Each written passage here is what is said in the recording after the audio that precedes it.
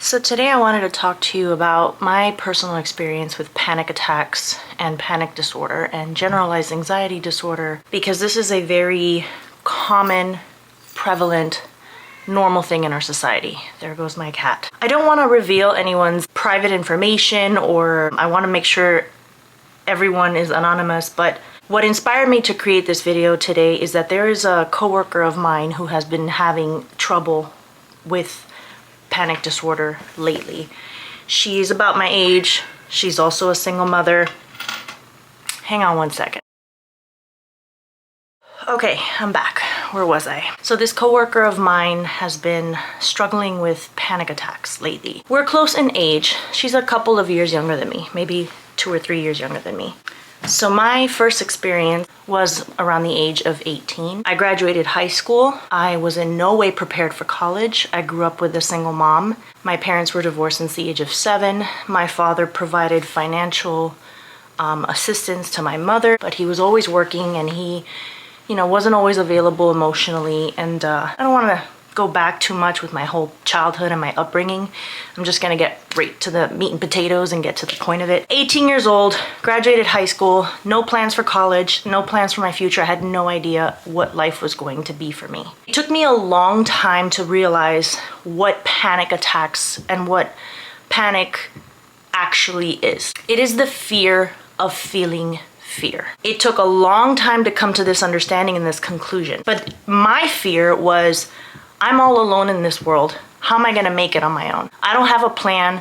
Who's gonna take care of me? Naturally, if you grew up with parents who were not really prepared to be parents, or were not really very focused on their children, but rather focused on themselves, this can very easily stem from that sort of trauma, right? The notion that you're responsible for yourself, and you don't know how you're going to do it because you don't know where to even begin. You still feel helpless in a way, and like a child in some ways. This is very common in young adults for that reason. But it's not that common in older people, but you do sometimes hear of people who are in their 40s or 50s or 30s who are starting to have anxiety and panic disorders. And maybe at a younger age, it could be that they felt a sense of very much security. Maybe they had a plan, they were set to go to college, their parents helped them pick out the college, they thought they had everything handled, and then life starts to not work out the way that you plan and expect it to. And you start looking down the road and wondering, well, how is this going to work out? How is that going to work out? Essentially, it is fear of fear. So let's say you feel something in your body that feels different, that feels kind of scary. You have a migraine and you think you might have a brain tumor. You have some tightness in your chest and you think you're having a heart attack. You have pain in your stomach and you think you might have stomach cancer. It's the irrational thought process of how we respond and we react to what we are experiencing that brings upon the panic, because it's like, this is scary. Cancer is scary. A brain tumor is scary. A heart attack is scary. Being alone in the world is scary. What if I end up homeless? These things, when you start overthinking them, become a self-fulfilling prophecy, in the sense that now it's like, I feel a stomach ache, I'm reminded of the possibility of stomach cancer, and now I'm panicking because what if I die of stomach cancer? And this is how it ends up happening. The only way out, unfortunately, is through. When you're having a panic attack, everybody's experience is very unique and different. It is definitely a very visceral, physical sensation. Some people's vision may get blurry, or they feel sort of disassociated and spaced out, where they're like kind of aware of their surroundings, but they're kind of like not all there. Their mind is rapidly racing all kinds of crazy thoughts all at once, and they can't put a stop to it. Some people get hot and sweaty or chills. Some people feel nauseated, like they're gonna be sick. Some people have chest tightness or shortness of breath, and they think they're having a heart attack. Some people have really bad headaches in that moment. Everybody's gonna, have a different visceral reaction to it. But the body is reacting to the mind, not the other way around. That's what brings upon the panic. However, the anxiety is really your mind reacting to your body and to your environment. Your mind is seeing and recognizing things that are going on in the outside world, and recognizing things that are happening within you, and piecing it together in a catastrophic sense, right? Because our brains are developed to help us survive. So we need to be able to spot the dangers in our environment and within ourselves, right? This is why, we feel pain and our brain tells us stay away from that. That's going to cause pain. It's trying to keep you alive. When we're under a lot of stress and we're extremely overwhelmed, we start to feel this anxiety. And when we start feeling this anxiety very frequently and we can't rationalize it and we don't know how to make sense of it because it's like, well, why am I feeling anxious? I shouldn't be. I'm just having a conversation with my father. Or why am I feeling anxious? I'm just, doing my job here at work. It's hard to rationalize it, so your brain just automatically goes, we don't have time for this. We don't have time to think. We need to fix this. You need to fight, flight, run, like do something. The four fight, flight, freeze, or fawn, right? Like the responses to danger. And I need to preface everything that I'm saying, and I've already said plenty, but I first need to disclose, I am not a therapist. I am not a psychologist. I am not a medical doctor. I am by no means an expert. However, I have a lot of in-depth, extensive experience in this, so much so to the point where I've almost forgotten some of it. Since been well for so long of these mental torments that I have to really dig back into my own personal vaults to be able to deliver this to you. I read so many books on the subject. Let's start off with the fact that I was 18 years old. I was working at a job. It was a high stress job. I was getting paid like $7 an hour, but that's irrelevant. That was back in 2001, 2002. I didn't know what to do with my life. I didn't know if I was going to get married someday, if I was going to be a mother and have kids. No one really talked to me and prepared me like, hey, you should have an education. You should definitely become, self-sufficient and financially independent. You could always become a mother and be married if that's what you wish, but you have to do something with your life. What's passionate about for you? What do you care about? What would you like to contribute to society? Life isn't always going to be about being happy. There are going to be burdens and lots in life that we have to carry because that's just the way the world works. No one prepared me for any of this. I didn't know what I was going to do. So I just realized, okay, I know I got to do something. And if I don't go to college, I'm just going to be here in this, medical records department in this doctor's office pushing papers for the rest of my life. And this is not something that I want to do for the rest of my life. This feels meaningless to me. Even if it's not something that makes me happy, but if I'm doing something that's providing something meaningful for other people, then that would be enough to make me feel like it's justifiable for me to wake up in the morning and go to work and do this kind of work every day. I knew that pushing papers was not it. I walked myself into the local community college and I asked the nearest person, point me in the direction of registration, and I went and I filled out forms and I just started taking classes. I had no financial aid. I had no financial help. I didn't qualify for financial aid. I worked and I saved money and I paid for my classes as I went along. So I couldn't take full-time classes, which would be four classes, right? I would take maybe 2 classes per semester.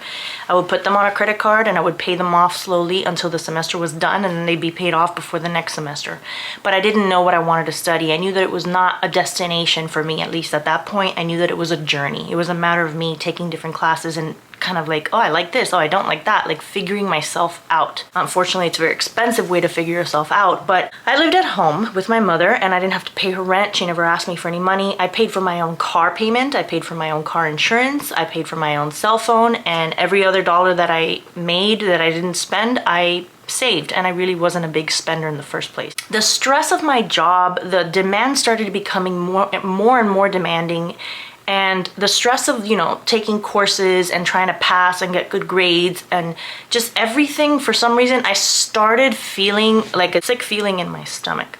I started feeling nauseated. And I'm like, well, maybe it's the coffee. I never really had coffee. When you're 18, you just graduated high school. You never drank coffee. And now you're an adult and you're in a doctor's office working a job and you're drinking coffee like everybody else. I thought, well, maybe this isn't something that I should be consuming. It's not good for me. So I tried cutting back on that, but it wasn't helping. Nothing was helping. It wasn't getting better. And I worked for a gastroenterologist. So I actually had a consultation with one of my bosses, one of the doctors I worked for. And I said, look, this is what I've been feeling. What could it be? And he opted to do an endoscopy and to, put a camera down your throat and look in your stomach and make sure everything's okay. They did some lab work and essentially everything was okay. And I'm like, so what does that mean? What do I do? And then he goes, well, if it's not here, it's here. And I'm like, okay, great. I'm crazy. I went ahead and I signed myself up for therapy. I went, I had insurance through my work, and I looked it up and I just picked whoever. If I didn't like that therapist, I would see them for I don't know how long, and if I realized this isn't feeling like it's getting me anywhere, I would stop. And eventually maybe I would find someone else and I would stop. No one particular method was the cure. It was a combination of a bunch of things. I remember paying $100 for an online kit that I ordered that came with like a workbook and some CDs, and they were meditation sounds combined with like word affirmations to like help build your self-confidence, and it was for people who had really bad anxiety disorder. And there was a lot of journaling and I realized, well, if I'm writing into this workbook that's part of this incredibly expensive package, I can certainly buy myself a journal and just journal. And I just kept going from there. And back then, I mean, yes, the internet was a thing. We're talking about the early 2000s here, but books were more of a prevalent thing. We didn't really so much like look up information online like how we could still easily do it today on YouTube or on Instagram or wherever, or on, just the internet. So I had some books and I read some books, I purchased some books about anxiety, and I started learning and educating myself. And the moment I learned and realized, I read it somewhere, I can't remember where, I read it's saying, when you feel this way, just recognize that it is not going to kill you. You're not going to have a heart attack even though you feel tightness in your chest. You're not going to stop breathing even though you feel like you can't breathe. You're not going to be sick just because your stomach feels sick. These are things that I read in the book, and to me they were all true. I never really had a moment where I became sick from my anxiety, and I never really had a heart attack or passed out. But I can't sit here and tell you that with all certainty that all of that is not possible. It is possible, but for varying factors. For example, one of the things that I think was a very good intuitive decision that I made was that I chose not to take any medication. When I was seeing a therapist, they wanted to put me on some sort of antidepressant, some sort of anti-anxiety, and my panics and fears and anxieties was like, no. I was so scared to take medication. I was afraid of putting a pill into my mouth, taking it, and not knowing what it was going to do to my body. And I think that was probably one of the best things I could have done for myself, because a lot of patients are recommended. And again, I'm not going to sit here and tell you that I'm a medical doctor or that I have any kind of degree. If your doctor thinks you should be on medication, you should try it, but you can advocate for yourself and you ultimately make those decisions for yourself. I didn't want to be medicated. I knew this was something that was going on in my mind. I knew that perhaps medication could help repair some sort of chemical imbalance in my brain, but I wanted to give it a shot. I wanted to give it a chance. I wanted to try to rationalize my way through this. And while some doctors will tell you, you can't rationalize your way through this, you need medication. Each individual case is supposed to be unique and individual, and you need to work with your doctor, but you do have every right to say, can I try this first? Herbal, homeopathic, methods first. And I did suffer for a good 4 years, from about 18 to about 22, with, almost daily crippling panic attacks. But I think in some ways, and again, I'm not a doctor, medication can make it worse. And the reason why I say this is because of the experience of what I saw happen with my coworker. This coworker has had several severe panic attacks to the point where she had to go to the emergency room, and she's even had to be taken, by the paramedics from work to the emergency room. And once you've had enough emergency room visits with a mental thing like this, they eventually Baker Act you. And then you start seeing a doctor, you start seeing a psychiatrist, a therapist, and they put you on medications. And she had already previously been starting medications. I guess maybe they changed her medications and we thought she was doing well, but today she had a really bad episode and she was on the ground and it looked like she was having trouble breathing. And again, I don't know if this was just the panic or if it was a side effect of the medicine, because sometimes hyperventilation could be a side effect of certain medications. Seizures can be a side effect of certain medications. But I also know that when you're having severe anxiety and it is starting to make you fear the fact that you're gonna have a panic attack, because that's what it is. It's a self-fulfilling prophecy. It's like the minute you start thinking about your fear, it's like saying, I have this fear of, it could be anything.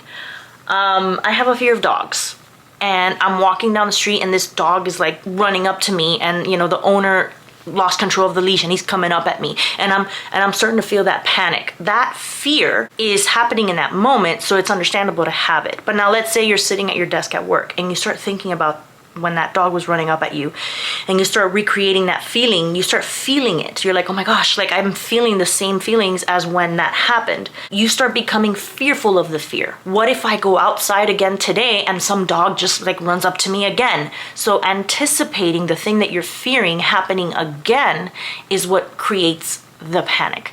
So now imagine that your body is already feeling all these weird things because of the anxiety, right? The cold sweats, the chills, the chest tightness, the shortness of breath, the nausea, whatever it is that your body is experiencing during severe moments of anxiety. Imagine now being on a new medication. And these medications can cause side effects such as nausea, dry mouth, tachycardia, hyperventilation, whatever the case may be, a drowsiness, that sensation of being like kind of like spaced out and disassociated and not being able to focus, kind of blurred vision. This is going to heighten all of those sensations in your body, which can then further with more fervence and with a vengeance bring on that panic attack even stronger. I think what may have happened to her was either an allergic reaction to the medication, or perhaps she was hyperventilating because earlier she was breathing very quickly. And not being on medication, for me personally, allowed me to have the mental space to look at myself from a third person's perspective. Look at myself while my anxiety and my panic attack was taking over my body, and being able to pause for a second and say, okay, my heart is racing fast. I'm feeling sick. I'm feeling a panic attack starting. And I would look at myself on the outside and just, as if I was treating myself, giving myself talk therapy. You cannot breathe too fast. If you breathe too fast, you're going to hyperventilate and you're going to lose consciousness or faint or pass out. This is how sometimes these physical things occur. So you need to breathe. So I would tell myself, breathe deep. In deep through your nose, out through your mouth. And again, these were all things that I would learn from, for example, that package that I purchased that had the CDs that they would teach you how to do deep breathing exercises and all that. All the affirmations that I was like saying to myself while I was doing my meditation, I would say to myself while I was going through my panic attacks. And it was so much work. So much work. This was daunting, draining, debilitating, exhausting. It was all the time. Every day. If I woke up in the morning feeling anxious, or if I was driving to work, or if I was at work, or if I was driving to class, or if I was out, or if I was on a date, or if I was in my bed at night, it could happen at any given time. And every time it was coming on, at first it was like, no, I don't want this to happen again. It was a fighting it. It was an avoidance of it. This is why I say there is no one cure. You almost have to make it an all-encompassing goal and a determination that you are going to get better from this.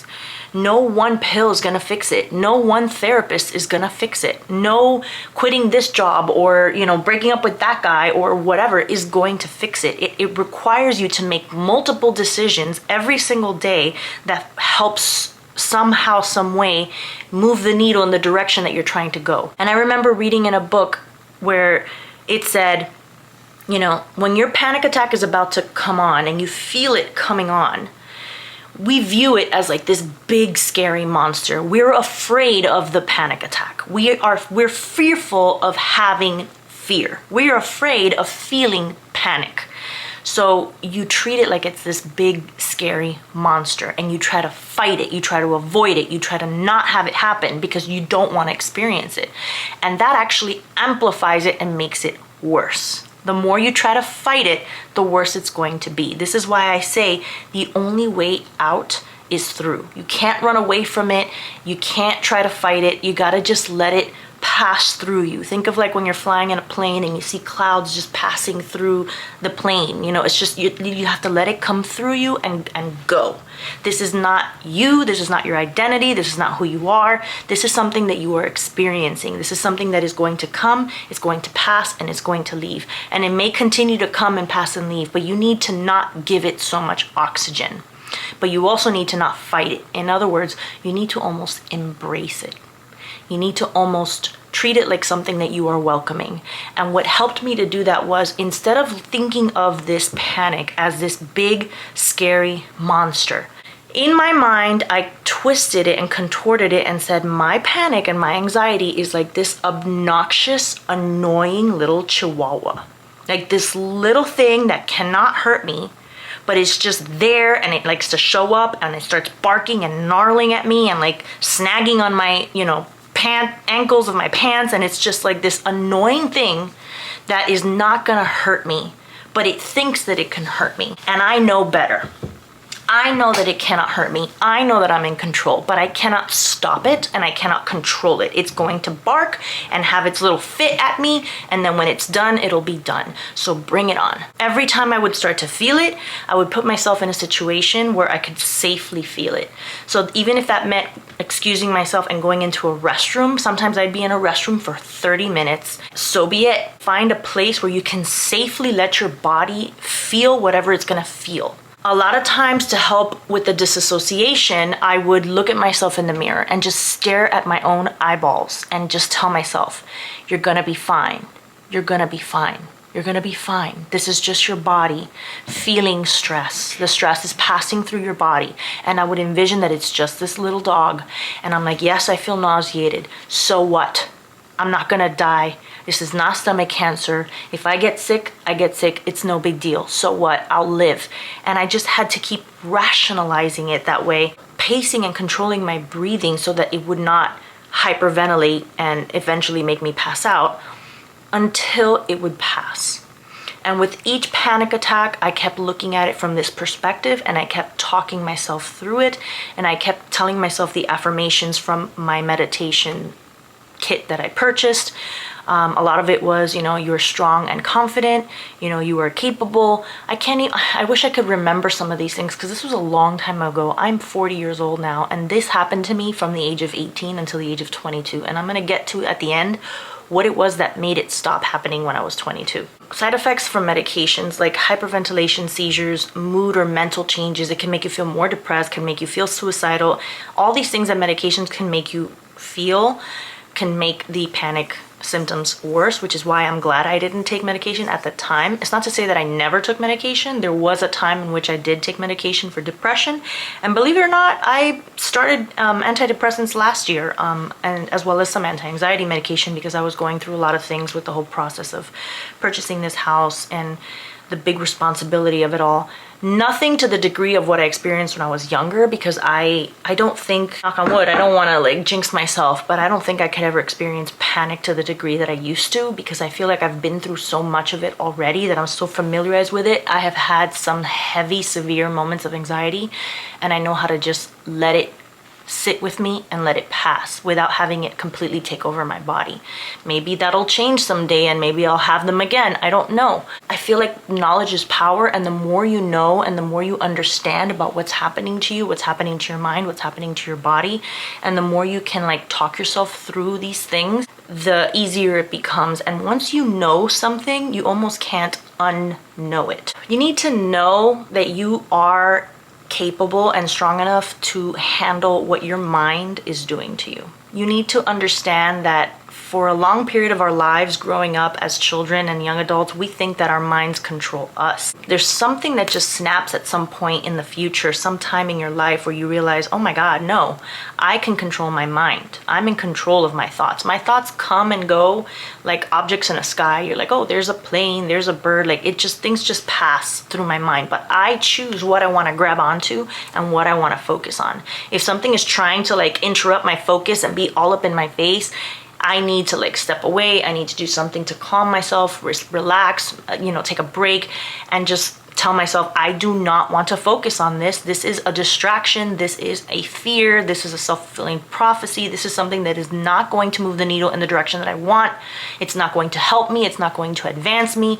This is a stupid, irrational thought that is not helping in any way, shape, or form. I need to focus on what I can control. That is something I can control. I'm going to take this thought and I'm going to run with it. You have more power than you think. Focusing on your breathing patterns and visualizations. Now, this is why the notion of being on medication to me sounds, counterintuitive to a person having panic disorder, because what if you're having hallucinations or uncontrollable hyperventilation or hypoventilation?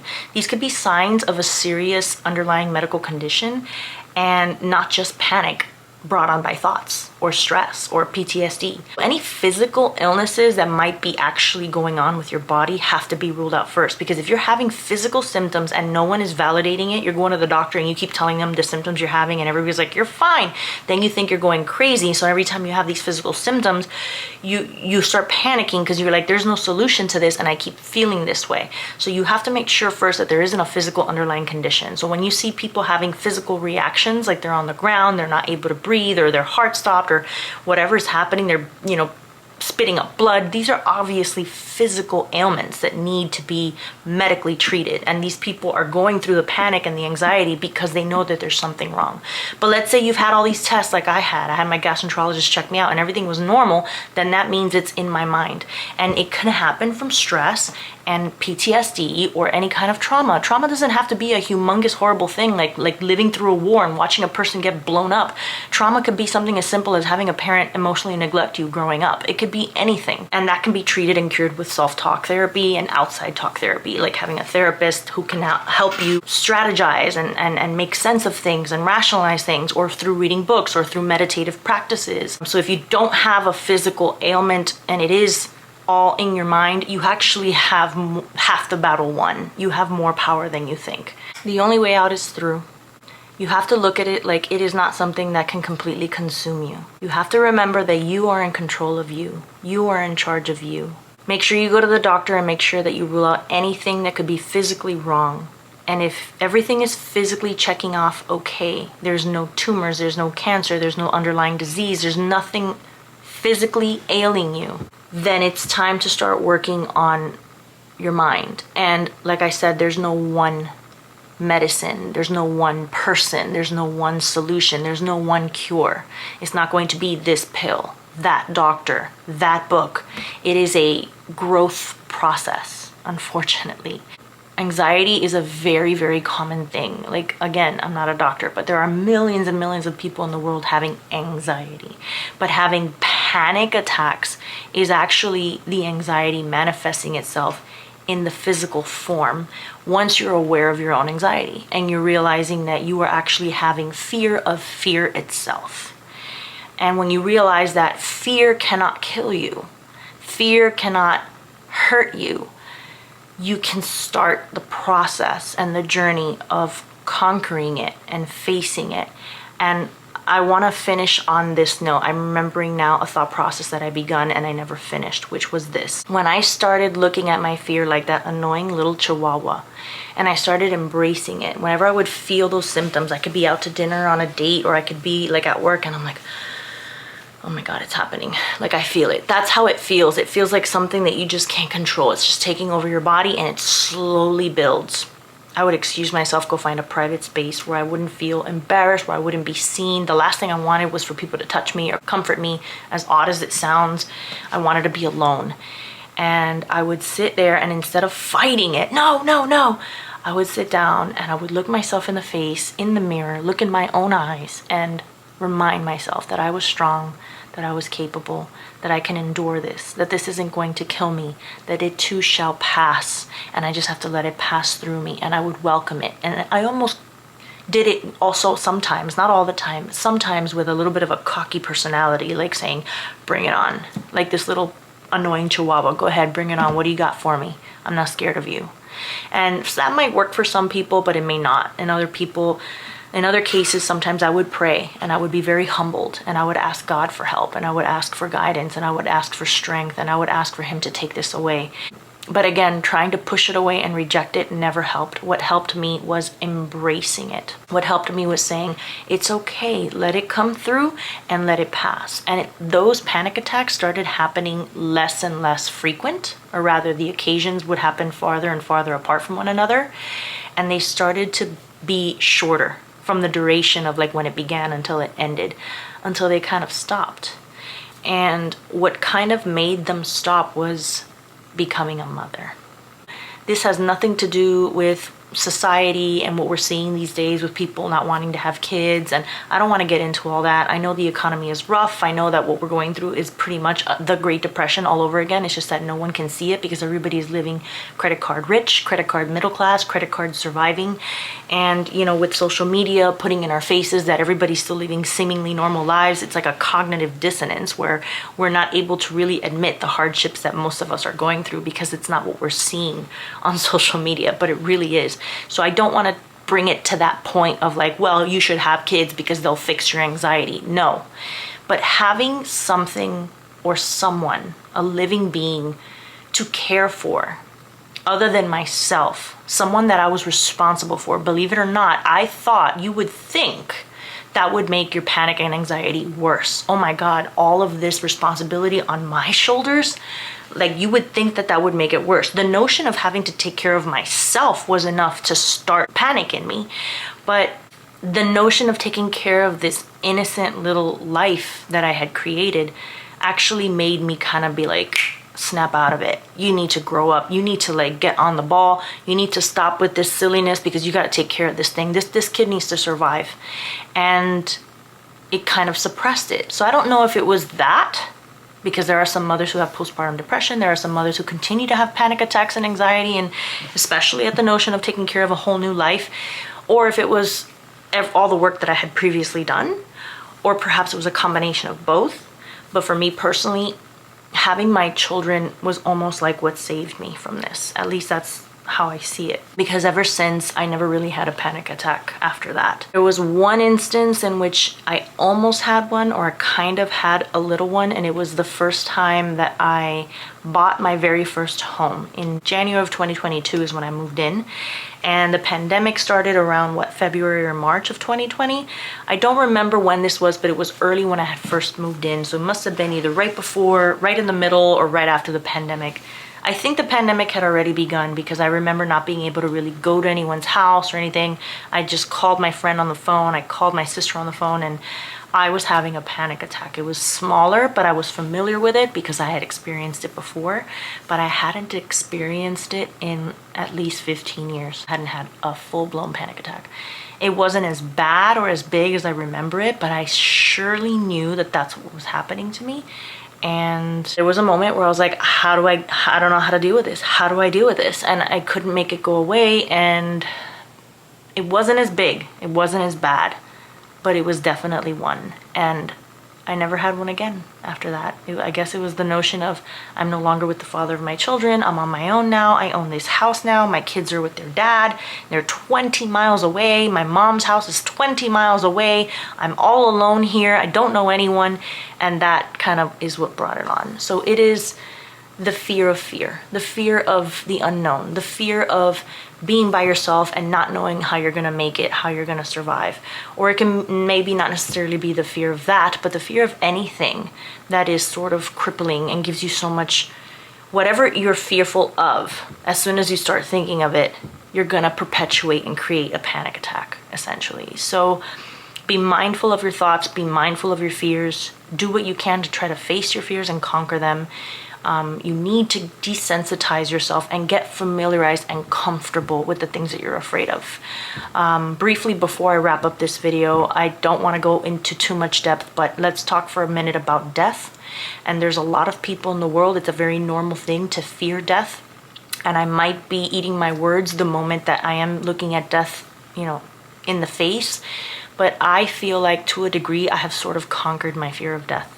I don't know if this was because of my brother passing. I also had a relative through marriage, through my ex-husband's side of the family, who I knew very well, and I had to live through watching him develop an illness in his early 40s, live for a year and pass. But knowing that everyone that you've ever known, or everyone that you do know, or will know, will go through this or has gone through this. We all will eventually go through it at some point in time. No one is going to live forever. Brings me a sense of peace in knowing that I'm not alone in it. We may have to do it individually, but it's not an experience that is unique only to you. It's an experience that everybody is going to have. And something about knowing that brings a sense of unity that makes it feel less lonely. It makes it feel like everything is connected, like everyone is connected. This is why I don't ever feel the need, nor have I ever felt the need to take psychedelic drugs or anything like that, because they say that it'll open up expand your awareness and your consciousness and make you realize that we're all one. For some reason, I don't know if it was my traumas, I don't know if it was my panic, I don't know if it's just the way that my brain works, but I feel like I have already somewhat had those moments of realization without needing to take, mushrooms or ayahuasca or acid or anything like this. And those things actually scare me a bit, because my brain is so capable of having such sometimes disturbing or very deep or very, like out there thoughts, that the notion of intoxicating myself with some sort of drug to like perpetuate further thoughts of this nature kind of scares me. And I just don't feel any need. I don't have an interest. I am very well aware of how we are connected, and I don't feel like I need the assistance of any kind of substance in order to bring that awareness to the forefront for me. So if you like this video, please go ahead, give it a thumbs up. I would very much appreciate it. Go ahead and hit the subscribe button, and I'll post another video shortly. If you like this content, I'd like to hear your comments down below. Let me know what you think. Let me know what your experiences have been with anxiety and panic disorder. Someone had mentioned in one of the comments that they liked my video about, toxic traits to look out for and the narcissistically abusive relationship that I had experienced, and they wanted me to talk further and go into that, which I have it on my notes to make it a point to make a video going into more detail. But again, this is also another part of my life that has been kind of like, it's so far already in the past for me now that I really have to like try to bring it out to the surface to really give you guys an idea and, an understanding of what it is and how to get out of that vicious circle that you just like stuck in a loop and you can't get out of. So the minute that I am capable of doing that, I will make a video. But if you like this video, please give it a thumbs up, share it with someone that you know who may be experiencing anxiety and panic and who might benefit from it. And if you like my content, please do subscribe. That would help me to continue to be committing hours into this channel. And hopefully I will see you guys in the next one.